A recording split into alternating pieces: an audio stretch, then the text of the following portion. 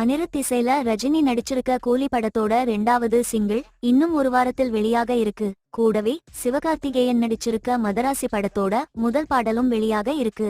போர் தொழில் படத்தோட இயக்குனர் விக்னேஷ் ராஜா இயக்கத்துல தனுஷ் மமிதா பைஜன் நடிக்கிற படம் பூஜையோட தொடங்க இருக்கு. இந்த படத்துக்கான அதிகாரப்பூர்வ அறிவிப்பு சீக்கிரமே எதிர்பார்க்கலாம்.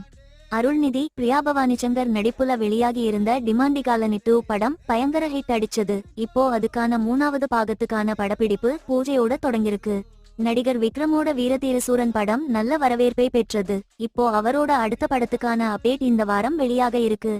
கில் படத்தோட அதிகாரப்பூர்வ தமிழ் ரீமேக்ல ப்ரூவ் விக்ரம் கதாநாயகனா நடிக்க இருக்காராம்.